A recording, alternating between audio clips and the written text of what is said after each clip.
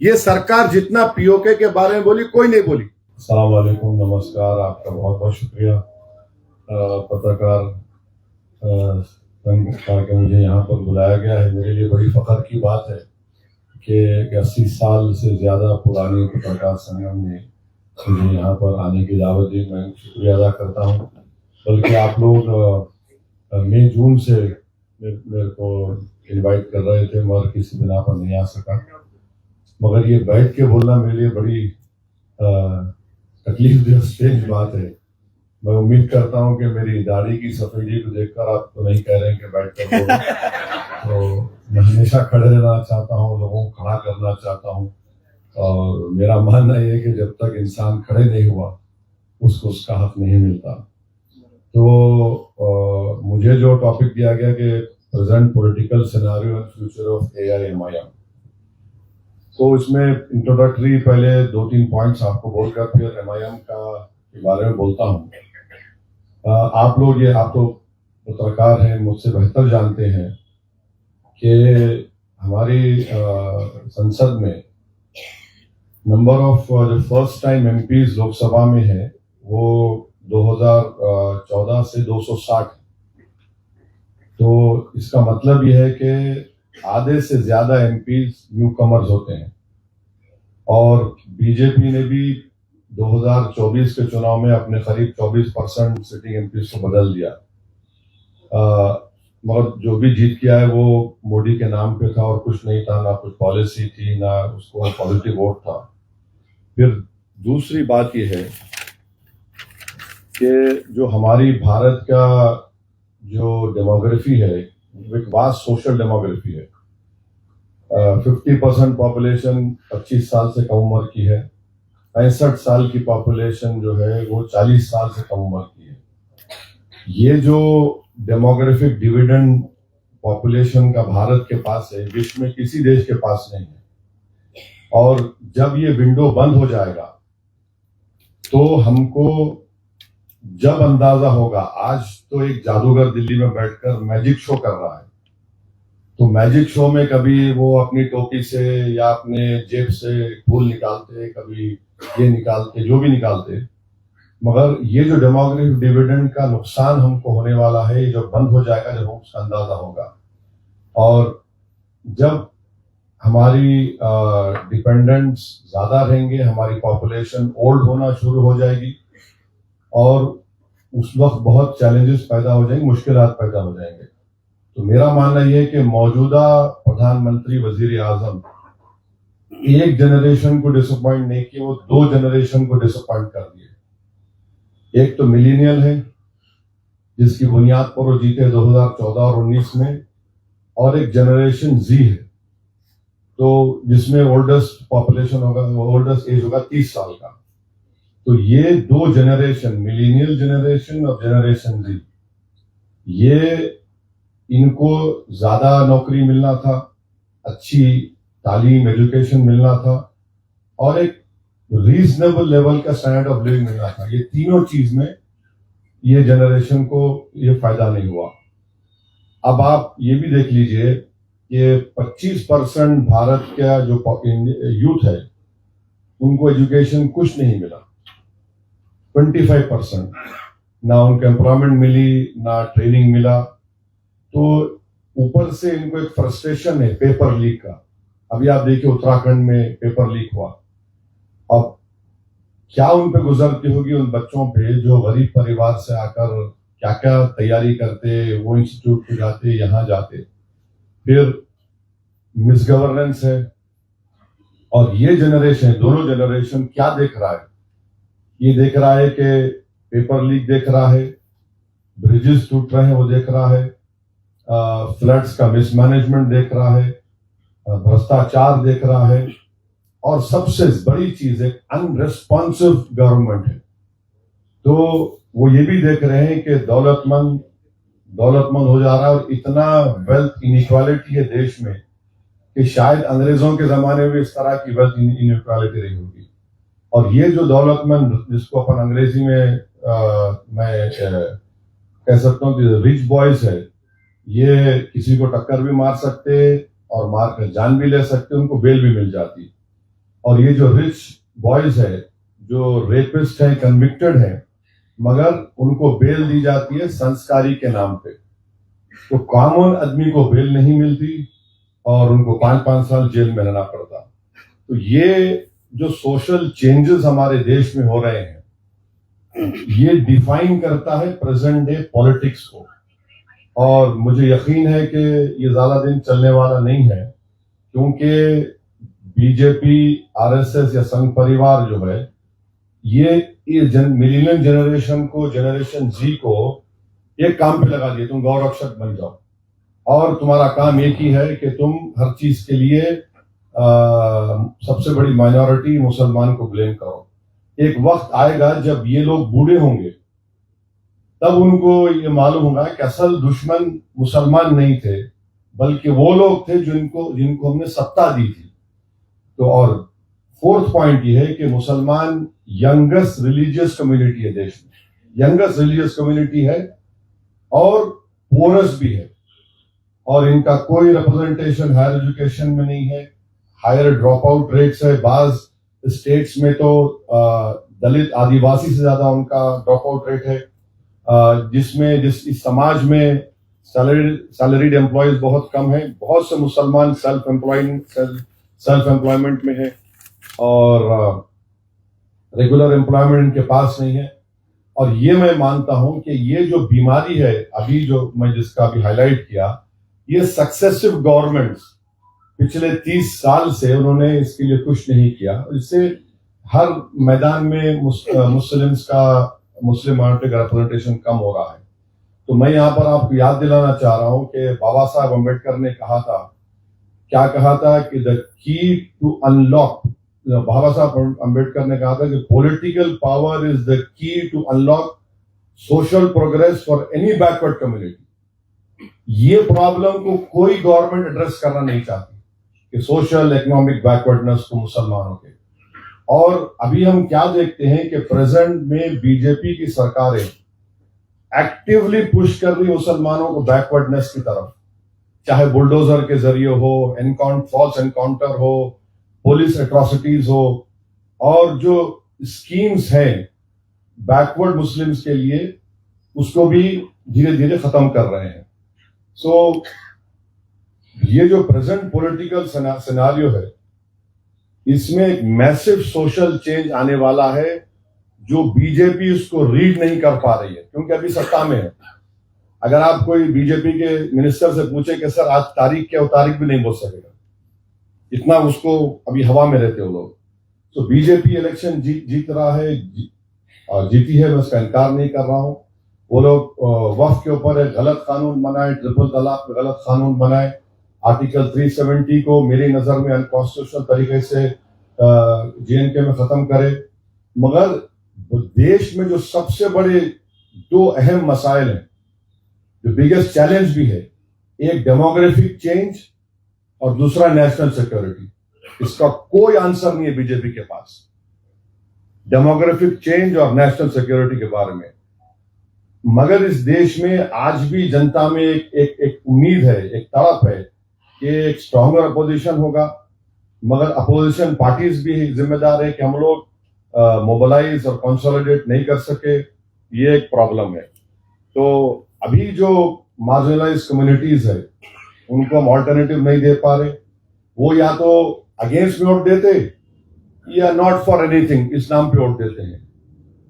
तो बीजेपी को हराने के लिए तो वोट देते हैं, ये उम्मीद पे देते हैं कि ये हमारे उम्मीदें पूरी होंगी, मगर उनकी उम्मीदें पूरे नहीं हो पा रही हैं।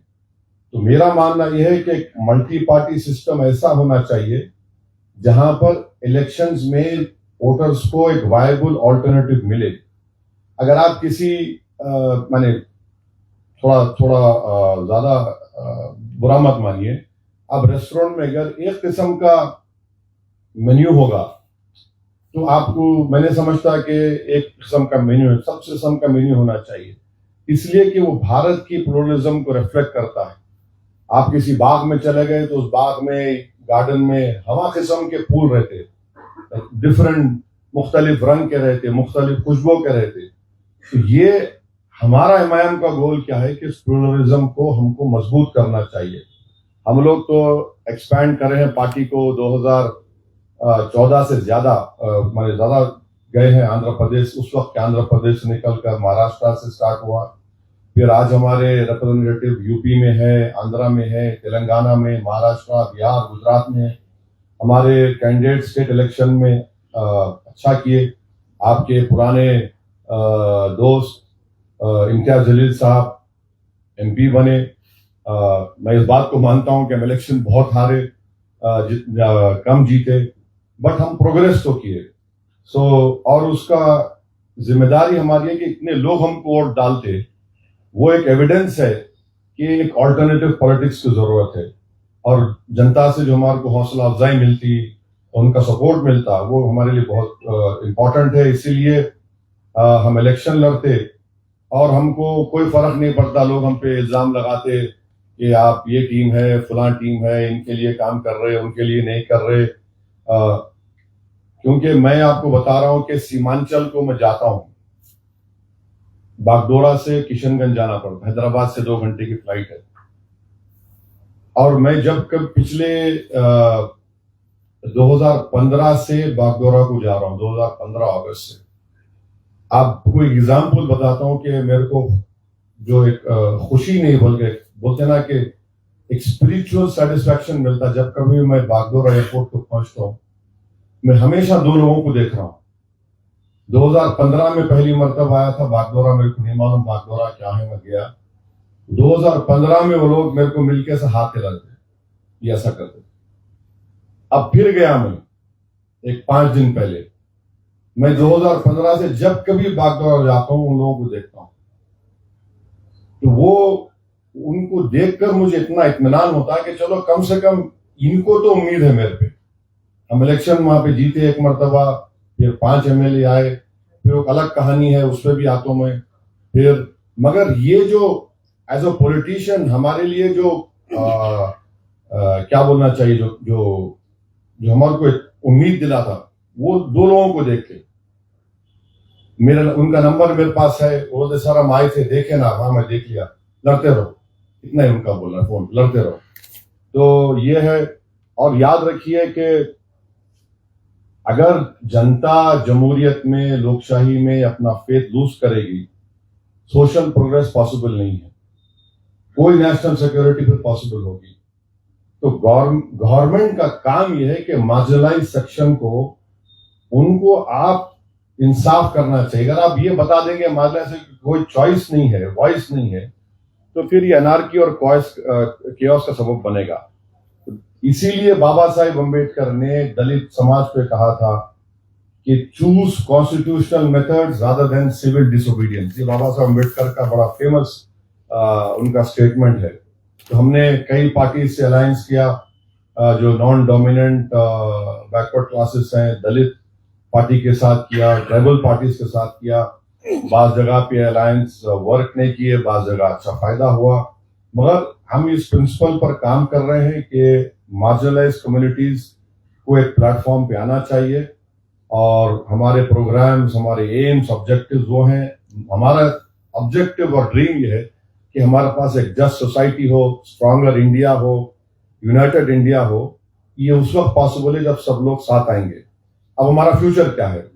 तो हमारा फ्यूचर ये है कि हम ये चाहते हैं कि हमारा रिप्रेजेंटेशन हमारी पार्टी का, मुस्लिम्स का, मार्जिनलाइज कम्युनिटीज का, लोकल बॉडीज से लेकर पार्लियामेंट में बढ़े। और हम इस बात को फर्मली मानते कि हमारा जो इलेक्टेड रिप्रेजेंटेटिव होगा वो सबसर्विएंट नहीं होगा हाईकमांड का, चाहे वो हाईकमांड दिल्ली का हो, नागपुर का हो, पटना का हो या हैदराबाद का हो। तो रिप्रेजेंटेटिव जनता का रिप्रेजेंटेटिव होना चाहिए।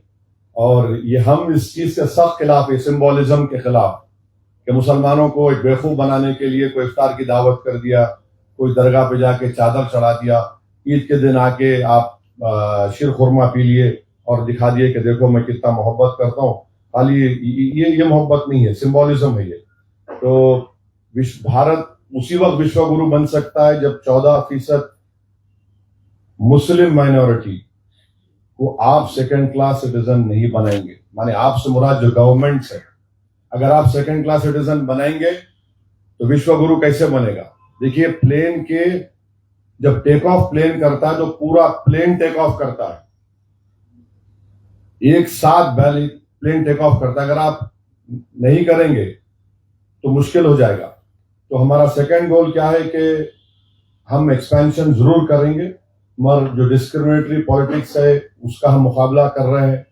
और आप देखिए कि आसाम में, ये मीडिया में ज्यादा रिपोर्ट नहीं हुआ, नियरली 3,500 मुस्लिम फैमिलीज को बुलडोजर के जरिए वहां पर उनको बेघर कर दिया गया। महाराष्ट्र में आप देखिए कुरैश कम्युनिटी कितने हफ्ते वो लोग स्ट्राइक पर थे। क्यों? क्योंकि गौरक्षक उनको तंग कर रहे थे। कई हमारे देश के बड़े बड़े शहरों में मुसलमानों को घर रेंट पे नहीं मिलता, रिलीजन की बुनियाद पे, और टारगेटेड वायलेंस होता है, चाहे वो खरगोन एमपी में हो या संभल में हो। यकीनन ये बहुत डिफिकल्ट टाइम्स है। मुसलमानों को ऐसे नेताओं की जरूरत है जो संविधान को इस्तेमाल करके जो पुलिस ऑफिसर बायस रहेगा उससे आर्ग्यू करना, जो चीफ मिनिस्टर अपनी कॉन्स्टिट्यूशनल ड्यूटी को नहीं निभा रहा उससे मुकाबला करना जमहूरी तरीके से, और कोर्ट्स में गवर्नमेंट को अकाउंटेबल बनाना। तो ये उसी वक्त होगा जब मुस्लिम लीडरशिप बनेगी। अब हमारी पार्टी क्या चाहती है, मैं आपको लिख के दे रहा हूं, हम कोई मंत्री बनना नहीं चाहते। हमारे को कोई मतलब नहीं है मंत्री बनने का, क्योंकि हमारे को मालूम मंत्री बने तो संतरी भी अपॉइंट नहीं कर सकते आप। तो हमारा मामला क्या है कि हम जो सिविक कम्युनिटीज है, मुस्लिम एरियाज में, दलित एरियाज में जाके देखे, बेसिक कम्युनिटीज नहीं है, एजुकेशन के स्कूल्स नहीं है, हेल्थ केयर का सिस्टम नहीं है, और डेमोक्रेसी वर्क करना। अगर डेमोक्रेसी वर्क नहीं करेगी तो फिर ये बड़ा एनार्की और chaos इस देश में होगा। ये इन शॉर्ट मुझे बोलना था, मैं बोला हूं। बहुत बहुत शुक्रिया। अब आपके हवाले से आता पत्रकारांनी प्रश्न विचार, सुरुवातीला आपण स्वतःचं नाव सांगावं, ओळख करून द्यावी, नंतर प्रश्न विचारावेत आणि एक एक करून प्रश्न विचारत अनेकांना प्रश्न विचारायचे आहेत, तर थोडं लक्ष द्या। मैं मंगेश कोलपकर बात कर रहा हूँ, सकाळ न्यूज़पेपर से चीफ रिपोर्टर हूँ। बैठ के बता रहा हूँ। बैठिए। आप मेरे को खड़ा होने नहीं दिया, आप कैसा खड़े हो जाते? अभी आपने बताया कि आपका पार्टी का एक्सपेंशन रूट मैप क्या रहेगा, लेकिन इसमें एमआईएम पार्टी ये मुस्लिम लोगों के लिए हित की रक्षा करती है, ऐसा है क्या? नॉन मुस्लिम वोटर्स के लिए एजेंडा आपका क्या रहेगा, और वो सभी क्लास के लिए?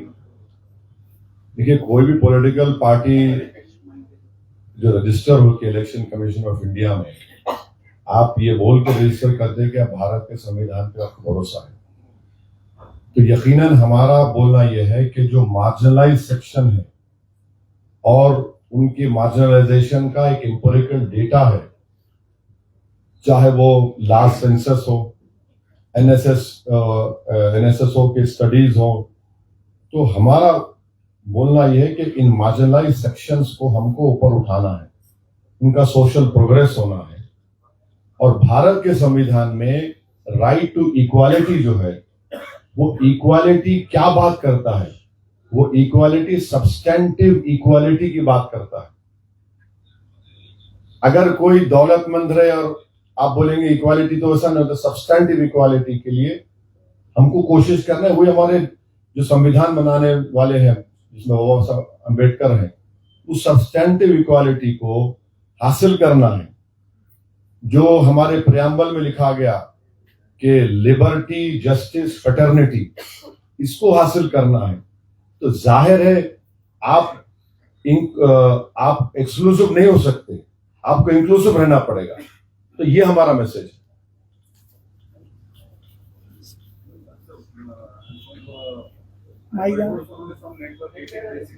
Yes sir. want to ask you, आपको खुद को क्या लगता है, बहुत साल से आप मुस्लिम कम्युनिटी को रिप्रेजेंट कर रहे हो, पॉसिबली ज्यादा इशू जो है रेस रहे हो मुस्लिम कम्युनिटी के बारे में, आपको क्या लगता है इंट्रोस्पेक्ट करने के बाद मुस्लिम कम्युनिटी में जरूरत है? फिर से बोला, आवाज कट गया। प्रोग्रेसिव चेंजेस जो है, कैन यू हियर मी? हाँ, मुस्लिम आप इंट्रोस्पेक्ट जब करते हो as a Muslim leader, what do you think कौन से प्रोग्रेसिव चेंजेस मुस्लिम कम्युनिटी में लाने बहुत ज्यादा जरूरी है, जिसकी वजह से वो कुछ सोशल प्रॉब्लम्स फेस कर रही है? आप गवर्नमेंट पॉलिसीज की डिस्क्रिमिनेशन के बारे में कंटिन्यूअसली बोलते आ रहे हो, but as a social movement Muslim community में कई सारी चीजें हैं, घेटों से लेके एजुकेशन कम रहना या फिर बच्चों बर्थ कंट्रोल के बारे में बहुत सारी चीजें हैं। एज ए पार्टी और as a leader Muslim leaders कभी नहीं वो प्रोग्रेसिव स्टैंड लेते हैं, जिसकी वजह से कई सारी प्रॉब्लम्स फेस करनी पड़ती है मुस्लिम कम्युनिटी को। देखिए, एक प्रोग्रेसिव स्टेप मुसलमान ये ले सकते कि वो अपने दिली दिमाग से इस बात को निकाल दीजिए कि आप जिसको सेकुलर समझ के वोट दे रहे वो इक्वली कम्युनल है बीजेपी की तरह। एक प्रोग्रेसिव स्टेप होगा ये। दूसरा ये है कि मुस्लिम समाज में यकीनन एक चर्निंग है, और वो चर्निंग क्या है, वो एक तब्दीली क्या है कि वो जब दूसरे कम्युनिटीज के प्रोग्रेस को देखते उनको भी ये ख्याल आता कि भाई मैं क्यों प्रोग्रेस नहीं कर रहा हूं, मैं भी तो इंसान हूं। तो यकीनन उनकी टॉप प्रायोरिटी यह है एजुकेशन, अपने बच्चों के लिए, खासतौर से बच्चियों के महिला एजुकेशन के लिए, ये कम्युनिटी में है। तीसरा ये कि हर सोसाइटी में, हर रिलीजन में सोशल इवल्स रहते हैं। अब आप पॉपुलेशन का बोल रहे, शायद आप नहीं पढ़े होंगे, नेशनल फैमिली हेल्थ सर्वे जो लेटेस्ट आया है वो सबसे ज्यादा with in the religious communities जो TFR रेट गिरा है वो मुस्लिम कम्युनिटी का गिरा है। मगर फिर भी हमारे हिंदू भाई बहनों के TFR रेट से कम है, मगर ज्यादा गिरा है। और एक्सपर्ट्स ये बोल चुके हैं पॉपुलेशन का कि 21 में मुस्लिम, अगर शायद नंबर्स ऊपर नीचे होंगे, मुस्लिम पॉपुलेशन स्टेबलाइज हो जाएगा। और कभी भी मुसलमान इस देश में हिंदू पॉपुलेशन से आगे नहीं हो सकेगा। It will stabilize at maybe 20-21%। Hindu population stabilize होगा 2071 में। ये एक चीज है। तो यकीनन एक सोसाइटी जो प्रोग्रेस करना चाह रही है वो क्यों नहीं चाहेगी डेवलपमेंट, वो क्यों नहीं चाहेगी कि भाई हमारे बच्चे पढ़े, गुर्बत से निकले, और डिग्निटी होनी चाहिए हमको। ये सब चीजें हैं। इशू क्या है कि एक नैरेटिव बना दिया गया कि नहीं, सिर्फ मुस्लिम बच्चे और बच्चियां मदरसे को जाते।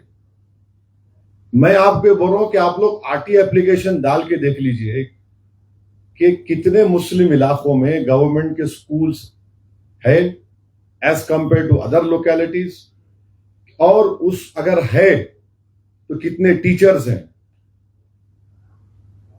ये नहीं कर रहे। नहीं, मदरसे को भी जाते। मदरसे को क्यों भी जाते? एक रिलीजन सीखने के लिए, और एक पर्टिकुलर सेक्शन है जो रिलीजियस स्कॉलर बनना चाहता। मगर सबसे बड़ी चीज क्या है कि भाई चलो मेरा बच्चा और बच्ची कम से कम जाके कुरान सीखेंगे, नमाज पढ़ना सीख जाएंगे, और कोई स्कूल सिस्टम है ही नहीं। तो गवर्नमेंट फेल होती उसके ऊपर। आपको और एक एग्जाम्पल दे देता हूं मैं। आप देखिए, नरेंद्र मोदी की गवर्नमेंट ने pre matric, post matric, scholarship और merit cum means. Post matric बहुत इंपॉर्टेंट है, ड्रॉप आउट रेट यहां पर है। अच्छा, मेरी बात का भरोसा मत करिए, एक प्रोफेसर कुंडू की रिपोर्ट है जो 2015 या 16 में उस वक्त माइनॉरिटी मिनिस्टर थी नजमा हेपतुल्लाह, उनको दी गई। प्रोफेसर कुंडू और उनके साथियों ने ये एम्पिरिकल एविडेंस दिया कि the biggest reason for Muslim drop out is they don't have the financial wherewithal. ये गवर्नमेंट को दी गई रिपोर्ट। मोदी साहब क्या कर दिए, बोले कि नहीं, पोस्ट मैट्रिक स्कॉलरशिप तुमको मिलेगी 9th और 10th में। कैसा होगा बताइए? मेरा तो ड्रॉप आउट रेट क्लास 5-6 से शुरू हो जाता है। यहां पर आप सपोर्ट करना चाहिए ना मेरे को, आप 9-10th में देंगे। एक फेलोशिप थी मौलाना आजाद, लोग जो DPhil और MPhil या PhD करते, उसको बंद ही कर दिए। तो ये कैसा होगा बताइए? गवर्नमेंट अगर इंसाफ नहीं करेगी। अच्छा, एक प्राइम मिनिस्टर की स्कीम है माइनॉरिटी मिनिस्ट्री में, वो क्या था, मुस्लिम कॉन्सेंट्रेटेड एरियाज में होगा। इन्होंने क्या कर दिया, जनरल कर दिया उसको। तो ये कैसे होगा बोलिए? ये तो सिस्टमिक पिन पॉइंटेड डिस्क्रिमिनेशन हो रहा है। मगर आपको मैं ऑनेस्टली बोल रहा हूं, मुसलमानों के लिए, मुस्लिम बच्चियों के लिए हिजाब कोई बैरियर नहीं है उनके प्रोग्रेस का। बाज हिजाब पहनते रिलीजियस रीजन से, बाज नहीं पहनते, काम भी करते। और मैं हैदराबाद में देखता हूं कि कोई भी मार्केट में नई मोटरसाइकिल आई तो चलाते बच्चे हिजाब पहन के चलाते, गाड़ी चलाते। बल्कि मैं अपने एक एनजीओ थे उनसे बोल के एक इलेक्ट्रिक ऑटो दिलाया, तो मेरे कॉन्स्टिट्यूंसी के 8 लेडीज आके बोले हमको दो। मैं बोला तुम्हारे के लाइसेंस नहीं, बोला सिखाओ, सिखाए, चला रहे वो। तो ये हरगिज मत समझिए, आप बिलीव ही मत करिए कि मुसलमान एक सोशल चेंज नहीं चाहता। आप वो अपॉर्चुनिटी, वो माहौल बना रही नहीं रहा। आप बुलडोजर मेरे सामने खड़ा कर दे रहे, आप मेरे को डरा दे रहे, तो कैसा होगा बताइए? तो मुस्लिम कम्युनिटी के है प्रॉब्लम्स है, उनको चेंज लाने का है और चेंज हो रहा है। मगर अगर कोई ये बोलेगा कि नहीं रिलीजन की वजह से प्रोग्रेस नहीं करो, बहुत झूठ है वो, सरासर झूठ है वो, इसमें कोई सच्चाई नहीं है। गवर्नमेंट अपनी जिम्मेदारी नहीं निभा रही है।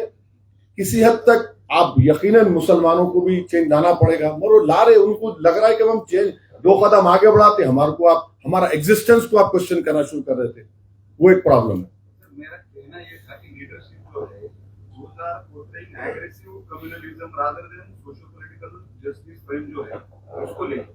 आप लोगों को बोलते नहीं हो कि बर्थ रेट कम करो या फिर नहीं, बर्थ रेट मेरे दोस्त, आपकी सुनिए बर्थ रेट का अगर आप बोलेंगे, मैं बोल रहा हूं आपको TFR रेट गवर्नमेंट का है, मेरा नहीं है ना। TFR रेट ना आप दिए ना मैं दिया, तो गवर्नमेंट ऑफ इंडिया का है। TFR रेट सबसे ज्यादा रिलीजियस कम्युनिटीज में मुसलमानों का गिरा है।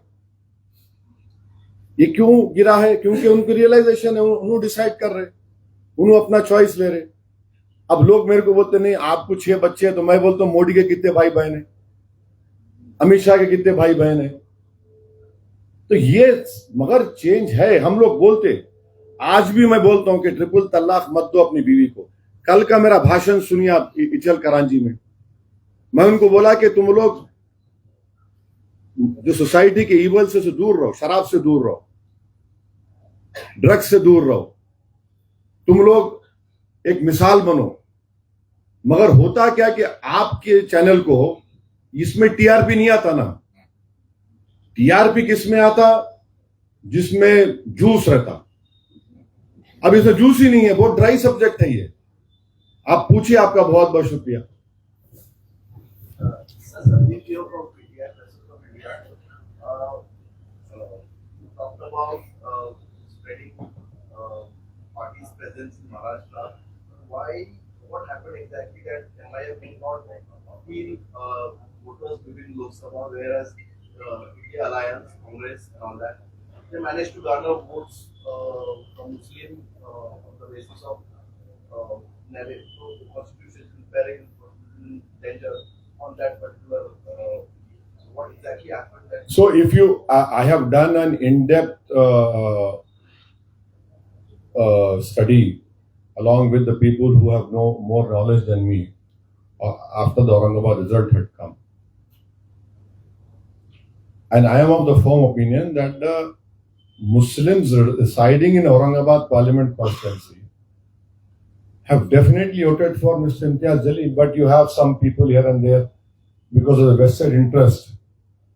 Then they went and sold their soul. That is for them to answer.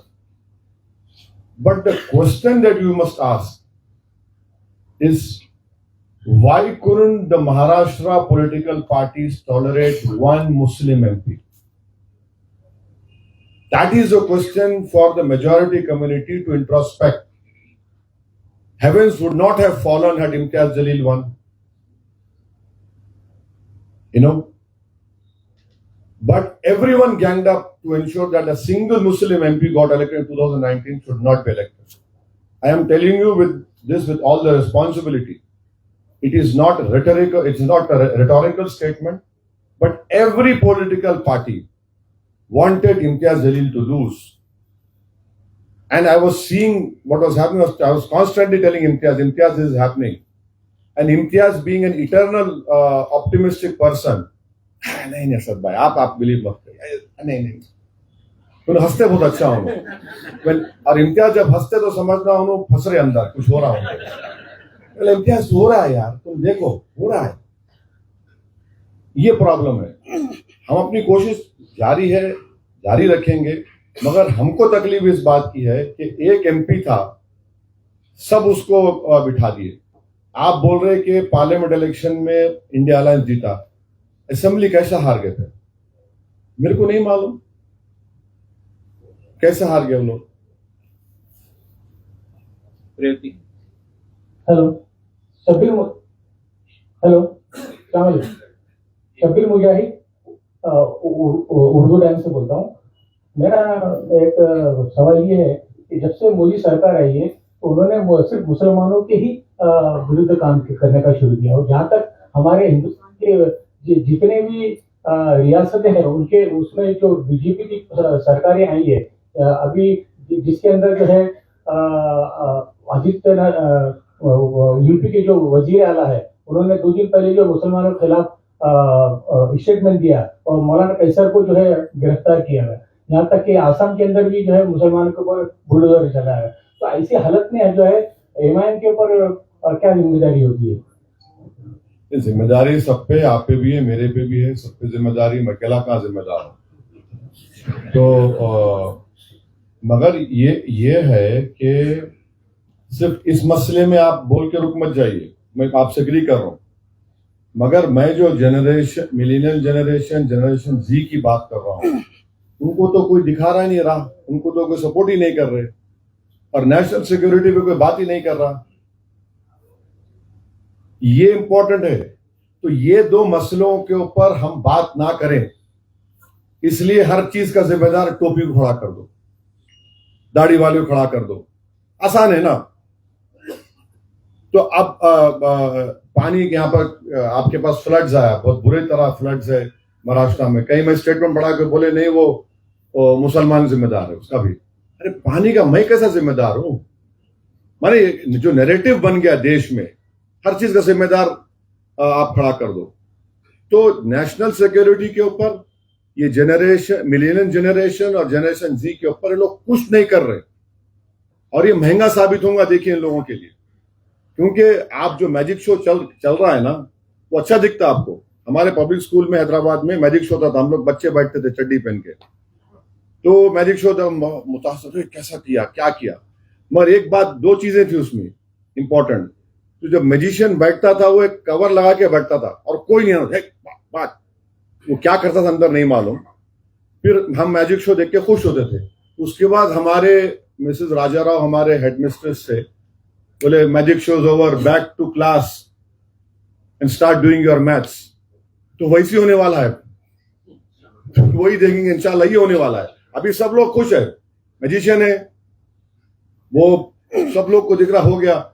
मगर कोई ये पूछ रहा नहीं कि भाई ये जो जनरेशन है 65% पॉपुलेशन भारत में 40 साल से कम उम्र का है, क्या हो रहा उन लोगों को? अगर ये पॉपुलेशन खड़ा हो गया, हमको उम्मीद है ये खड़े होंगे जब सवालात करेंगे, जब सबकी वाट लग जाएंगी, याद रखो आप। आप मेजिशियन की बात कर रहे सर, मेजिशियन की बात कर रहे हैं, ये जो आप जिनको मैजिशियन बोल रहे हैं, प्राइम मिनिस्टर को बोल रहा हूं, नाम लेके बोल रहा हूं, आप बोल रहे हो। मैजिक कब खत्म होगा? रियलिटी में कब आएगा? नहीं, जब आप रियलिटी को देखेंगे। हम रियलिटी को देख ही नहीं रहे हैं। आप मेरे को बताइए, 26 हमारे लोगों को सिर्फ महज इसलिए पाकिस्तान के टेररिस्ट मारे क्योंकि वो हिंदू थे। उनकी न्यूली वेडेड वाइफ के सामने, उनके बच्चों के सामने, उनके माता पिता के सामने मार के चले गए। ये कोई नहीं पूछ रहा वो हरामजादे आए कैसा वहां पर, ये कोई पूछ रहा नहीं। वो शैतान की औलाद वहां पर आई कैसा, कौन जिम्मेदार है उसका? हमारी 10 लाख फौज है वहां पे, कोई नहीं पूछ रहा। हम कोई सवाल ही नहीं कर रहे। वो जलील आकर गोली मारकर चले गए। आप बताइए, उसके बाद हम ऑपरेशन सिंदूर किए, हम अपनी फौज को एयरफोर्स को सलाम करते हैं, उनकी बहादुरी को हमेशा उनकी फख्र करते थे, करते रहेंगे। हम क्रिकेट मैच खेलते हैं, एक हकीर क्रिकेट मैच, क्या है उसमें? अगर हम नहीं खेलते तो पाकिस्तान को पैसे नहीं मिलते, समझे आप? हम उनका 80% पानी रोक दिए इंडस वाटर ट्रीटी में, रोक तो नहीं सकते मगर देर से छोड़ रहे, राइट? उनको फर्क पड़ता उनको। हम ट्रेड बंद कर दिए, इनडायरेक्ट ट्रेड, वाघा का बॉर्डर बंद है, उनके बीमार पेशेंट भारत को नहीं आ सकते इलाज कराने के। क्रिकेट मैच क्यों खेल रहे भाई तुम? ये मैजिक शो ही हो गया ना। अब आप देखो कि मैजिशियन क्या कर दिए। हमारी टीम पे कोई हमको क्वेश्चन नहीं करना, हमारे प्लेयर्स पर, वो बेचारे जो बोर्ड बोलेगा करेगा। क्रिकेट मैच वो जीत रहे, प्रधानमंत्री बोल रहे ऑपरेशन सिंदूर 3-0। आप बोलिए, जो अगर आपका बेटा बॉर्डर पर है, जो आंख में आंख डाल के देख रहा पाकिस्तान के कौन सा टेररिस्ट आ रहा है, उसके बाप पे क्या गुजरती होगी कि मेरा बेटा 5000 फीट के ऊपर ऊंचाई पर है, बारिश में है, बर्फ में है, मेरा बेटा है मैं, या क्रिकेट मैच है मैं? कभी ये लोग देखते हैं कि अगर वो वहां से बॉर्डर के एरिया से कोई बच्चा अगर घर को आता है तो उसके घर में ईद का माहौल होता, और माहौल क्या होता कि मेरा बेटा वापिस जिंदा आया। और हम उनकी कुर्बानी को एक मामूली क्रिकेट मैच से मिला रहे। ये कैसा होगा? प्राइम मिनिस्टर क्यों दिए मेरे को नहीं मालूम। ये अरे 3-0 सिंदूर क्या है ये? जो हमारे पायलट ब्रह्मोस से उनके 9 एयर स्ट्रिप बर्बाद कर दिए, पाकिस्तान के टेररिस्ट सेंटर गए, वो लोग क्या सोच रहे होंगे बताइए? हमको क्रिकेट मैच से कंपेयर कर रहे तुम लोग। किसी को अंदाजा भी है कि पायलट की ट्रेनिंग के लिए कितना टाइम लगता है? किसी को अंदाजा भी है कि फौजी खड़े रह के मुकाबला करता है, कितना उसको क्या क्या रिस्क फैक्टर होगा उसका? हम खुश है, पूरे मिनिस्टर थाली मार रहे, हम जीत गए। अरे क्या है ये?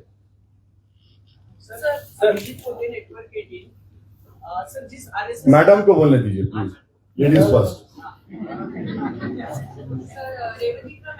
So my question to you is that you mentioned about many problems, including national security, and then you said the marginalized community should be given justice. So how can you just throw light on how these two things go hand in hand? Well, you see, marginalized communities, please try to understand that when we talk about democracy, when we talk about parliamentary democracy, what it actually means and what our founding fathers have dreamt about, that it will be a democracy where every section of the society will be represented, not only in the state assemblies, in the legislature or in the parliament, but in local bodies also. That was the dream of our founding fathers. Now, have we lived up to it? No, we have not lived up to it. In fact, I would earnestly request you, I'm not here to tell you something, but there is a book written by an Oxford professor called Prathinav Anil. In that book, he has criticized my party also. That is, I leave it to him. But what he has said, he has given a list of communal riots which occurred during Pandit Nehru's time. The fatalities were as high. And I don't know, maybe many of you don't know that in 1962 December, Prophet Muhammad, peace be upon him, his hair was stolen in Srinagar, Hazrat Bal. So there were communal riots throughout the country. You know what happened? Nearly 1.5 lakh Bengali speaking Muslims were pushed inside forcibly into East Pakistan. 40,000 Muslims living in the present Northeast were either given deportation notice or they were deported. Now, when I say this, I said this in the parliament. There were many leaders from the secular parties who told me, how dare you say that? I said, why? It happened. This is the proof. Take it. But they are blinded. No, it cannot be. I said, look at this proof. So the systemic discrimination, marginalization has not started recently. It always existed. And that is why you see this problem becoming huge day by day, day by day.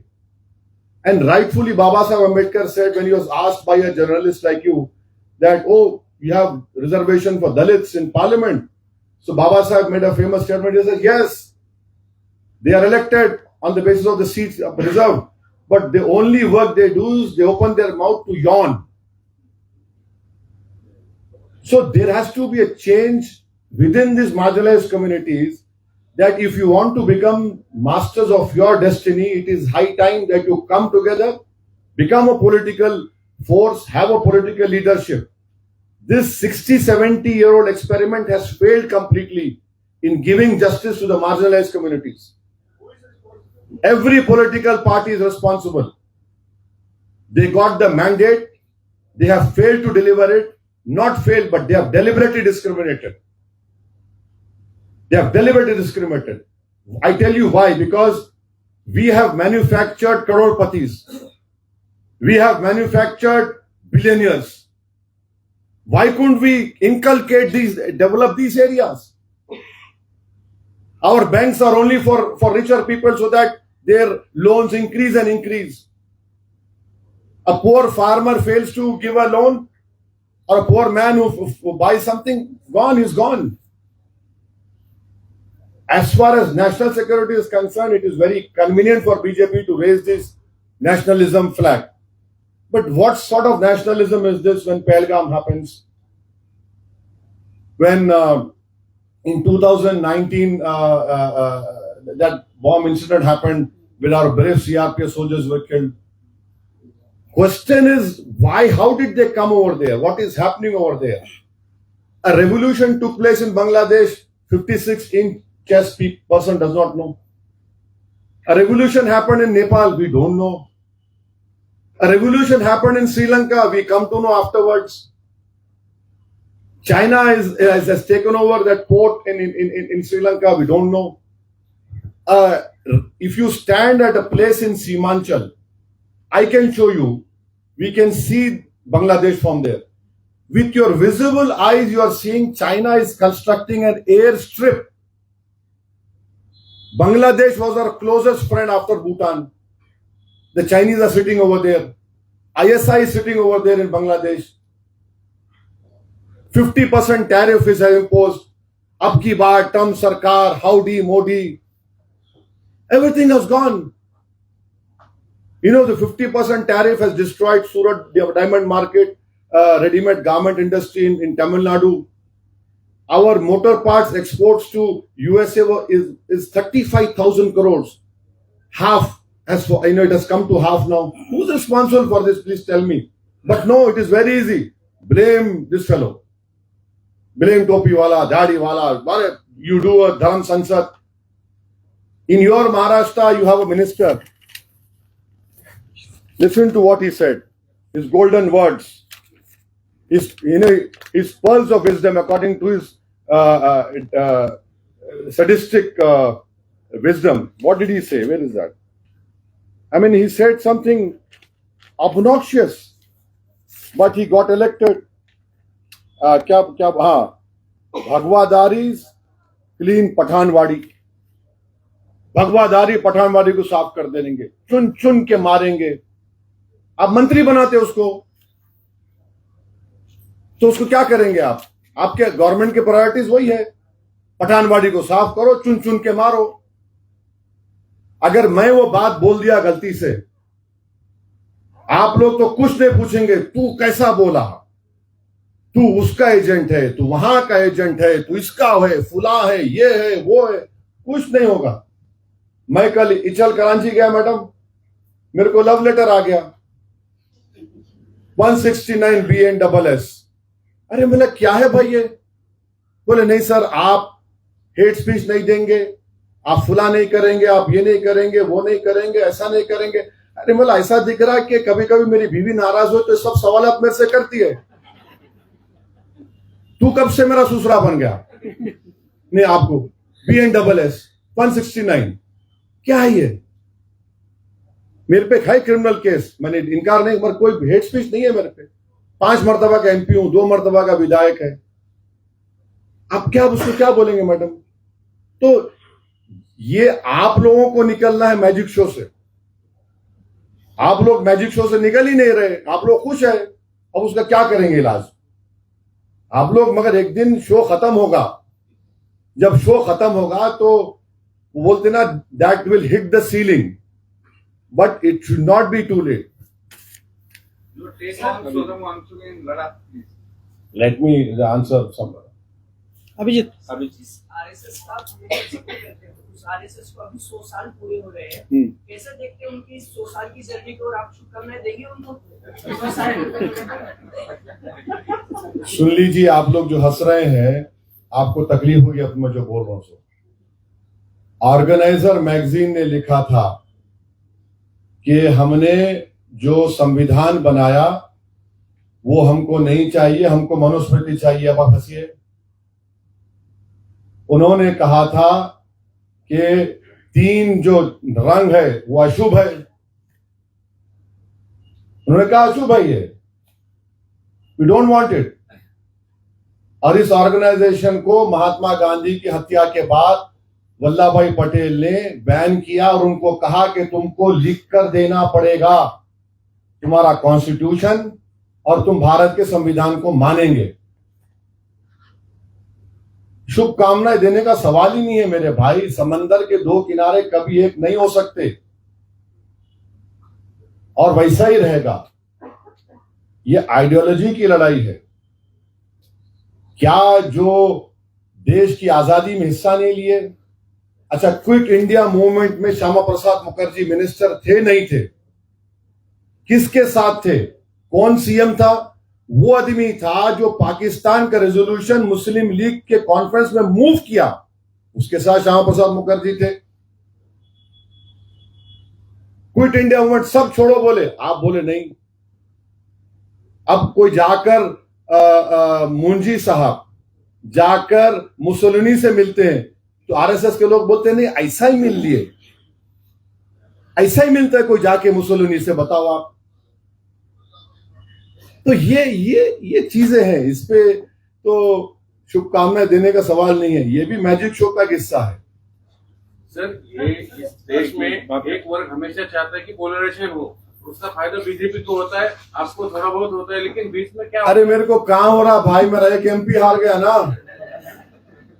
अगर मेरे को फायदा होता तो कम से कम 5-6 मेरे MP होते मेरे साथ बैठे हुए इधर।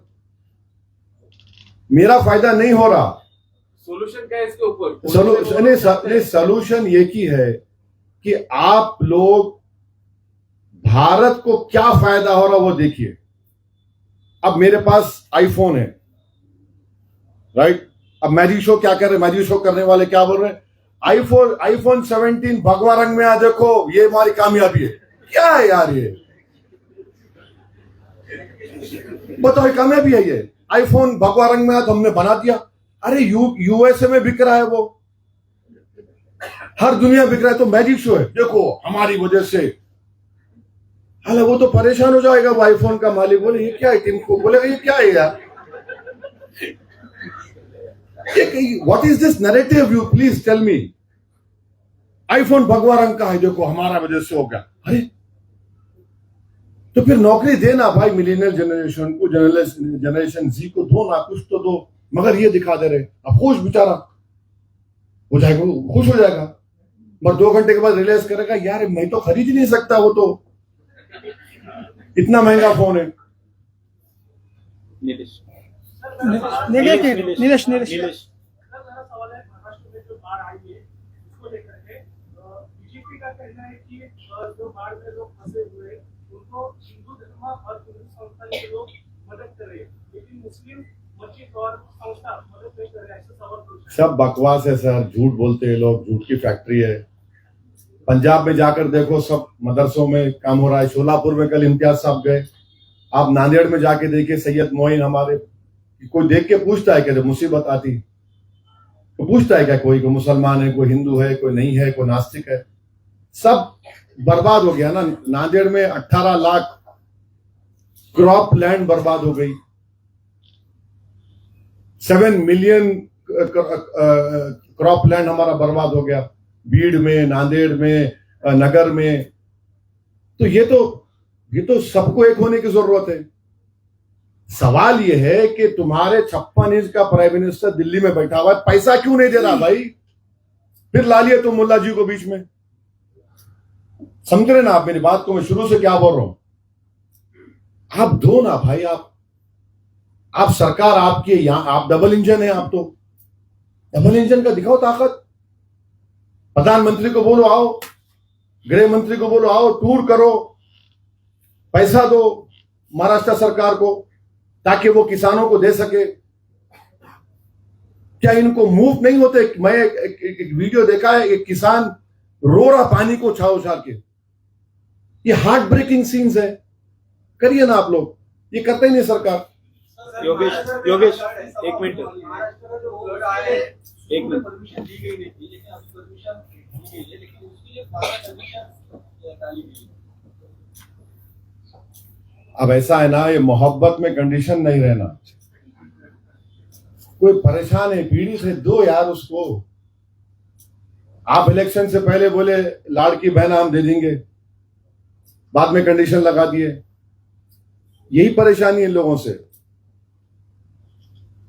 सर, महाराष्ट्र में जो फ्लड आया है, जो क्लाइमेट का चेंजेस हुआ है, मतलब पूरे देश में क्लाइमेट का चेंजेस की वजह से जनरेशन को, पब्लिक को जो तकलीफ हो रही है, इसके बारे में पॉलिटिशियन को बोलेंगे या नहीं? उसके बारे में आपके पार्टी का विजन क्या है? देखिए, मेरा अभी मैं जो बात बोल रहा हूं ना आपको, हमारे कंट्री में डिबेट होनी चाहिए कि क्या हम अपना एकेडमिक ईयर जो स्टार्ट करते जून में, उसको हम अगस्त एंड सितंबर तक लेके जा सकते क्या?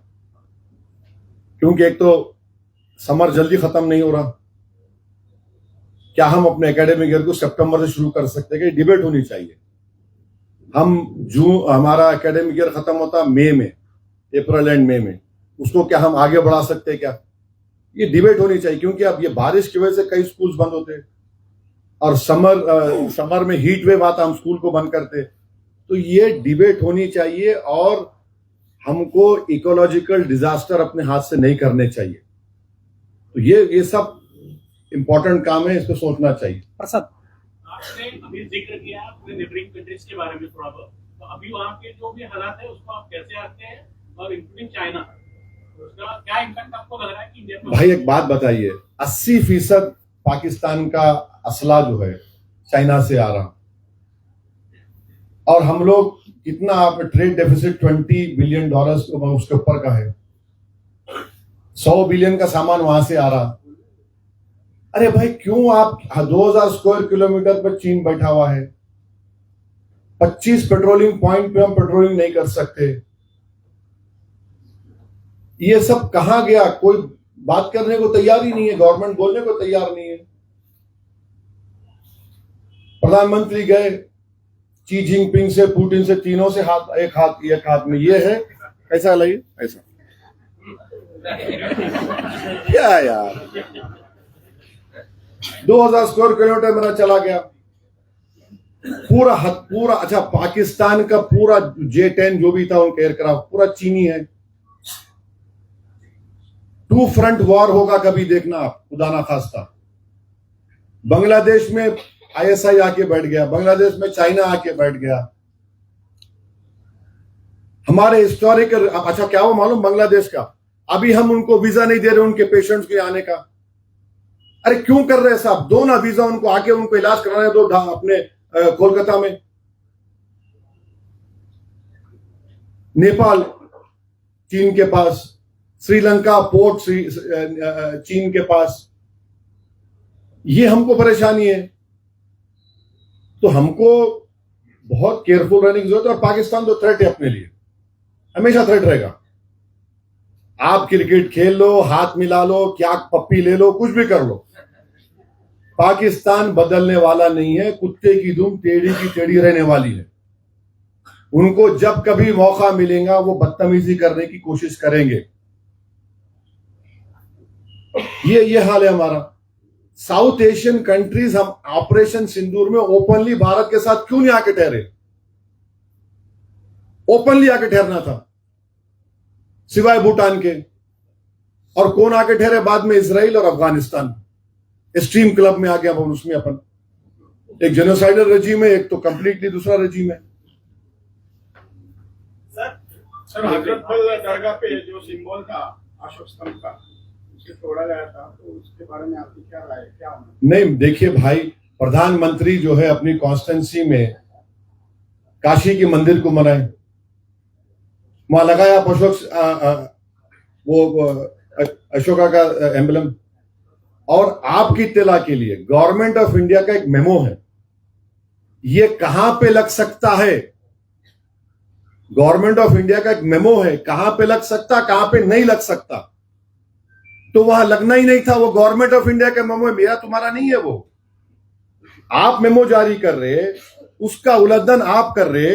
और तीसरी बात, एक दिन पहले वहां की जो मैडम है वक्फ बोर्ड की जिम्मेदार, उन्होंने साउथ कश्मीर जाके वही काम का इनॉग्रेशन किया, मगर वहां पे नहीं लगाए।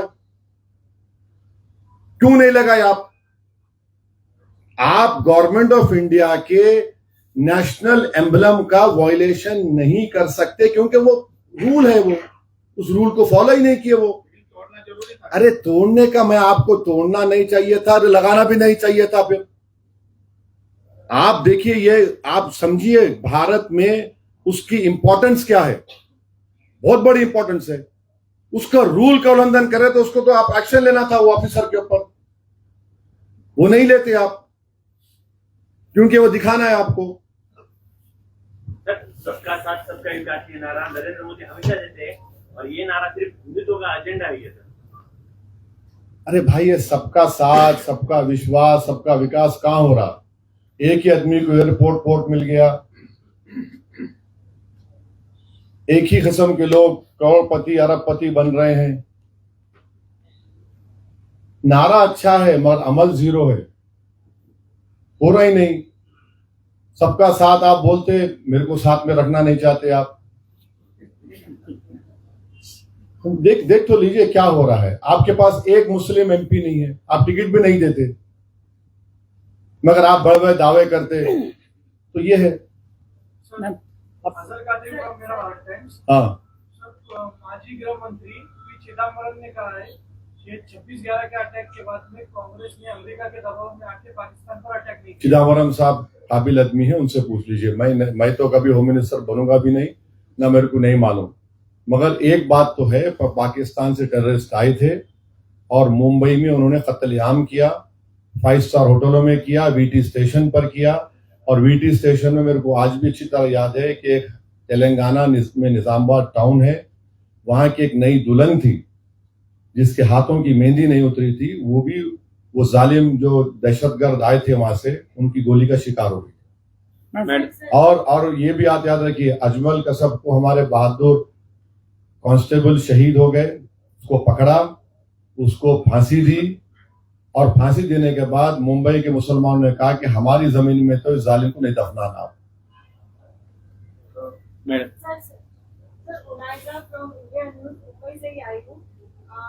क्रिकेट के ऊपर से मेरा सवाल है, आपने अपना ओपिनियन तो दिया क्रिकेट के ऊपर कि नहीं खेलना चाहिए था, लेकिन उसके बाद जैसे जो पैसे आए थे क्रिकेट के लिए, जो फीस होती है उसको डोनेट किया गया, इंडियन आर्मी को दिया गया, पहलगाम के फैमिली को दिया गया, इस पर से आप क्या? एक बात सुनिए, अगर मैं आज झोली फैला के निकल जाऊंगा पुणे के शहर में कि इंडियन आर्मी को दो, तो चैलेंज के साथ कह रहा हूं, वो लोग जितना दिए उससे बढ़ के देती जनता। ये उससे बढ़ के देंगी जनता, वो 26 लोग जो मरे। सवाल वो नहीं है, पैसों का सवाल नहीं है, सवाल उसूल का है कि जो एक कंट्री की आर्मी कमिटेड है भारत को बर्बाद करने के लिए, और ये पहलगाम के बाद आपको एक डिसीजन फर्मली लेना था, क्यों नहीं लिया? सवाल वो है। भारत इतना तो भूखा फकीर नहीं है खुदा ना खास्ता कि हम अपनी आर्मी को पैसे ना दें, हम अपने दहशतगर्दी से मरने वालों को कोई मदद ना कर सके। सवाल पैसों का नहीं है, सवाल आपका कमिटमेंट क्या है टेररिज्म के ऊपर। वहां पर आप कमजोर पड़ गए। अजिंक्य माधव ट्रॉफी का एक मिनट बाबा एक मिनट बाबा, अजिंक्य अजिंक्य भारत में अभी कुछ ही दिनों में लोकल बॉडी के बोल होने वाले हैं, तो उसमें एमआईएम का क्या प्लान है? मतलब अलायंस में लगने वाले या देखते हैं? नहीं, अभी तो लड़ेंगे, अकेले ही लड़ेंगे। कोई अगर होगा तो बताएंगे आपको, मगर लड़ने की पूरी तैयारी जनाब इम्तियाज जलील साहब, फारूक शाब्दी साहब, हमारे मुंबई के प्रेसिडेंट है, हमारे वेस्टर्न महाराष्ट्र के जो कन्वीनर्स हैं, सब तैयारी कर रहे हैं। मैं भी जा रहा हूं और अभी तो चुनाव अच्छी तरह लड़ेंगे। आप अभी निकल जा रहे हैं, गली इंसिडेंट हुआ अहमदनगर में। जो नहीं पूछे वो पूछिए। अहमदनगर कोल्हापुर में सभा करके आए, वहाँ के जो एमपी है हाँ। बीजेपी के धनंजय माड़िक, तो वो कुछ आरोप कर रहे हैं आप पे, जिस तरह के आपने वहाँ पे भाषण किए, क्या बोले? समाज में पेड़ निर्माण करना वहाँ पर। उसी के साथ आपको अभी तक महाराष्ट्र की जनता ने कुछ खास साथ नहीं दिया है ना, आपके कोई खास मेंबर यहाँ पे इलेक्ट होके आ रहे हैं। अरे उनको मैं जवाब देता हूँ, इतना सैलाब आया, जाओ ना वहां पे पानी में, चलो ना, किसानों को कुछ करो, वहां तुम काम करो। मेरे बारे में क्या बोल रहे? मेरे बारे में बोले कि तुमको नंबर उड़ाना चाह रहे? क्या बोला मैं? किस समाज के बारे में बोला? कुछ नहीं बोला मैं किसी भी समाज के। अगर मैं बोलता तो आप लोग फ्रंट पेज पे न्यूज बना देते मेरी।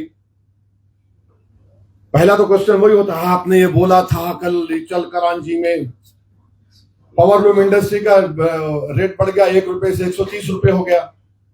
उसके बारे में क्या कर रहे वो लोग? पावरलूम इंडस्ट्री के लिए उनको मिलना था जाके, मैं गिरिराज सिंह से जाके मिला के रॉ कॉटन पे कस्टम का एग्जाम्पशन दिलाओ। अब गिरिराज सिंह से जाके मिला तो हमारे जो सो कॉल्ड सेक्युलर दोस्त हैं, देखो ओवैसी बैठा हुआ है गिरिराज के साथ। एक तरफ ये बोलते, एक तरफ ये बोलते। मेरे को कोई फर्क नहीं पड़ता, जो बोले तो प्रूफ दिखाओ। तुमको तकलीफ हुई, मेरे को खुशी हुई। कल अमन अहमदनगर में, अरे एक बार ठहर जाओ, अमन आप फ्रंट रो है, ठहरो आप लोग। अमन आई लव मोहब्बत को लेकर जो प्रदर्शन हो रहे हैं देश भर में, उसमें दूसरा वर्ग का कहना है कि देश में जो अराजकता का माहौल बनाने का एक साजिश है, क्या विपक्ष होती है? देखिए, प्रधानमंत्री सुनिए, प्रधानमंत्री का हैप्पी बर्थडे मनाया गया था, उसका पोस्टर उठाने वाले अच्छे थे। हर भारत देखिए गुलदस्ता है, हर समुदाय को अपने रिलीजियस फिगर्स के ऊपर फख्र होता है। और हम मुसलमानों के लिए प्रॉफेट मोहम्मद सल्लल्लाहु अलैहि वसल्लम एक बहुत बड़ी चीज हमारे लिए है। अगर हम मुसलमान हैं तो उनकी वजह से। और आर्टिकल 25 मेरे को इस बात की इजाजत देता है, फ्रीडम ऑफ रिलीजन की। तीसरी बात यह कि अगर कोई हिंसा करने का सोच रहा है या कर रहा है, वो गलत है, वो नहीं होना चाहिए।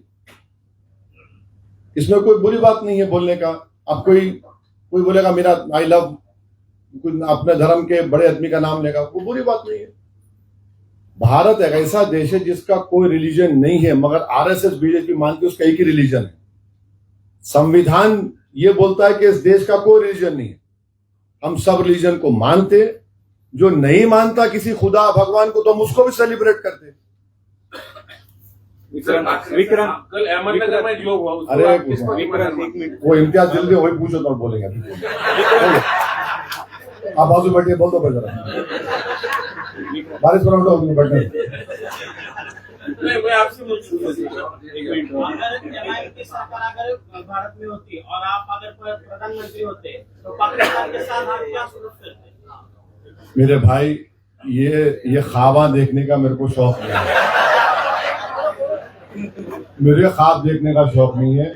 मैं रियलिटी को एक्सेप्ट करता हूं और मेरे को मालूम मेरी पहुंच कहां तक है। हमारा मकसद वहां जाके बैठने का नहीं है, ना मंत्री बनने का है। मगर एज एन इंडियन नेशनल मैं आपसे कह रहा हूं कि हमारे पास एक बेहतरीन ये एक चीज थी पहलगाम के बाद कि हम उनको एक बिफिटिंग रिप्लाई और देते। ये क्यों रुक गए मेरे को नहीं मालूम, मेरे को बिल्कुल नहीं मालूम क्यों रुक गए। आप अंदाजा लगाइए कि गुजरात का बॉर्डर, फिर गुजरात से राजस्थान का बॉर्डर, राजस्थान से पंजाब, पंजाब से जम्मू, जम्मू से कश्मीर के बॉर्डर पर पूरे ड्रोन्स थे पाकिस्तान के, कामाकाजी ड्रोन्स थे, एक जंग का माहौल था। अचानक आप रुक गए, क्यों रुके भाई? पूरा देश तैयार था कि उनको मुंह तोड़ जवाब दो, अब की बार नाक घसो उनकी। आपने नहीं किया। फिर आप पार्लियामेंट बैठ के बोलते हैं कि हम पीओके हासिल करेंगे, राजनाथ बोलते हैं पीओके में ऐसा होगा। अरे क्या हुआ? देखिए, बार बार ऐसे लम्हे नहीं आते, आपने उसको खो दिया। अब हमारे को हमेशा पाकिस्तान की आईएसआई से थ्रेट है, रहेगा। पाकिस्तान की जब तक मिलिट्री डोमिनेंट पोजीशन में रहेंगी, और हमेशा रहेगी। पाकिस्तान की मिलिट्री, आपको मालूम क्या क्या उनका बिजनेस है? टूरिज्म में उनका पैसा है, रियल एस्टेट में उनका पैसा है। उनका अगर कोई बड़ा जनरल रिटायर होता तो उसको रिटायरमेंट के पैसे के साथ उसको 2 बड़े घर भी मिलते। इंडस्ट्री है वो उनके लिए। सर, आप हैदराबाद में जाने वाले हो क्या? अगर आप जाने इम्तियाज साहब बोलेंगे अभी।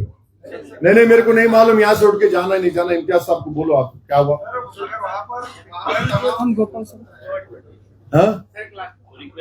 हाँ, वो रिक्वेस्ट की है कि हमको मत आओ, पुलिस ने। अरे सुन तो लो यार, तुम बोलने भी नहीं दे रहे मेरे को। तो हम लोग इंशाल्लाह एक विदिन अ वीक दोबारा जाएंगे। मेरे को धुलिया भी जाने का है, तो हम लोग नगर को जाके धुलिया जाएंगे।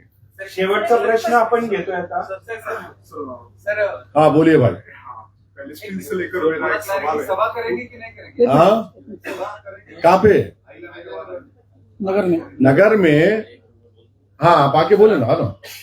आखिर में बोलो, आखिर में इम्तियाज भाई बोले, आखिर में बोलेंगे, हो जाओ। हाँ। पैलेस्टीन से लेकर मेरा सवाल है। कुछ दिन पहले सोनिया गांधी जी ने उन्होंने आर्टिकल लिखा था कि हमारे वजीर आजम और नेतन्याहू की जो फ्रेंडशिप है, इसकी वजह से हम उस पर डिप्लोमेटिक स्टैंड नहीं ले पा रहे। तो आपकी क्या राय है? आप किस नजरिए से देखते हैं कि हम पीछे हट गए उस डिप्लोमेटिक लेवल से? आपको याद होगा जब भारत में पार्लियामेंट के चुनाव चल रहे थे, तो स्पेन ने एक शिप को रोक दिया था जिस पर हथियार जा रहा था इजराइल को। वो शिप भारत से हथियार लेके जा रही थी, स्पेन ने उसको रोक दिया। वो इलेक्शन कैंपेन में वो बड़ी न्यूज नहीं बनी। हम हमेशा से, महात्मा गांधी ने क्या कहा, नेहरू ने क्या कहा था पैलेस्टाइन के बारे में, कि पैलेस्टाइन अरबों का मुल्क है, उनको मिलना चाहिए। हम हमेशा पहला स्टेट था जो पीएलओ को, पैलेस्टाइन लिबरेशन अथॉरिटी को रिकॉग्नाइज किया।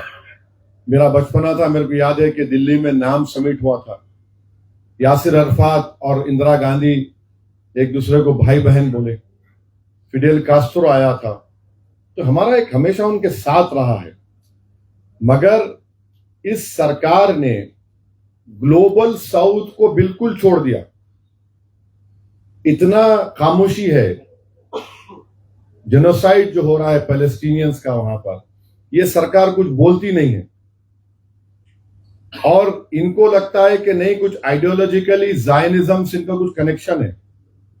वो जायनिस्ट को भी नहीं मालूम कि इनके जो आइडियोलॉजिकल बड़े लोग थे, इन्होंने हिटलर को प्रेस किया है, रिटर्न फॉर्म में प्रेस किया है। और वही हिटलर ने 6 मिलियन यहूदियों को गैस चैम्बर में डाला। तो या बिल्कुल इस सरकार को एक प्रोएक्टिव स्टैंड लेना था। जो गाजा में जो जेनोसाइड हो रहा है, 65,000 लोग मर गए, 10 लाख के करीब लोग बेघर हो गए। गाजा का ऐसा हाल कर दिए कि अब उसका डेब्री उठाने के लिए कम से कम 5 साल लगेंगे। 20,000 बच्चे मर गए। 1500 लोग तो सिर्फ खाना मंग के खाने के लिए गोली चला दिए, वो गाजा ह्यूमैनिटेरियन फाउंडेशन वाले। तो बोलना चाहिए था हमको कुछ। देखिए, अगर भारत को सिक्योरिटी काउंसिल में वीटो पावर चाहिए, मैं भी चाहता हूं, भारत को विश्वगुरु बनने का है, तो हम इन चीजों को अगर आंख बंद कर लेंगे ना, तो इसका कोई साथ नहीं देगा हमारा। अब हम क्यों नहीं गए आईसीजे, हम क्यों नहीं गए ICC? हम गए किसके लिए गए? आप ये सवाल आप लोग पूना में बैठ के क्यों नहीं करें मेरे से, कि पूना का एक आदमी पाकिस्तान के जेल में, जाधव, उसकी मौत को रोकने के लिए हम लोग गए थे ना, हरीश साल्वे साहब को लगाए थे। तो फिर हम इनके लिए क्यों नहीं जाते?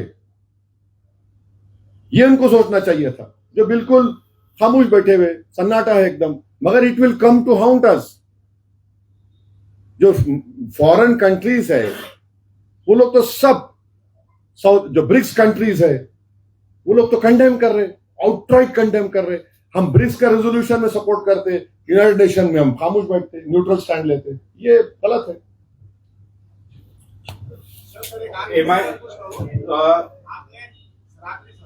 आपने अभी बोला कि लेने का हमने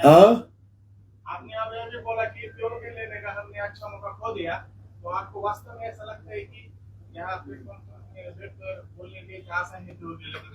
क्या बोले? फिर आसान है लेना? नहीं, मैं बोलता हूँ बोलो। देखो तुम्हारे को महंगा पड़ेगा। सुनो भाई साहब, सुनो भाई, नहीं सुनो, बोलने दो भाई, पूछने दो। आपको मालूम कि हमारा क्या स्टैंड है भारत का पीओके के ऊपर? नहीं आप ऐसा पूछ रहे हो, नहीं मालूम, सुन तो बोलता हूँ। नहीं सुन लेता सवाल। हमारा पार्लियामेंट का रेजोल्यूशन है, हमारा है वो रेजोल्यूशन है।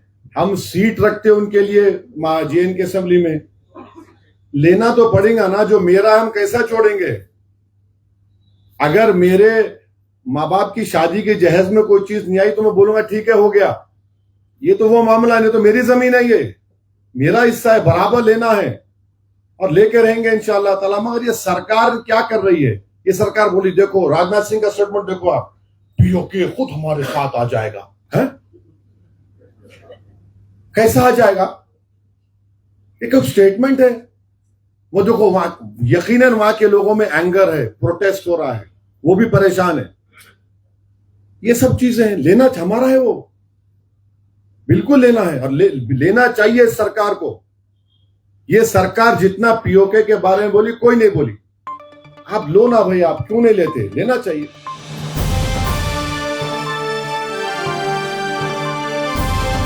समाजकारण, प्रशासन आणि राजकारणातल्या अचूक विश्लेषणासाठी बखर लाईव्हच्या सोशल मीडिया प्लॅटफॉर्म्सना लाईक, फॉलो आणि सबस्क्राईब करा।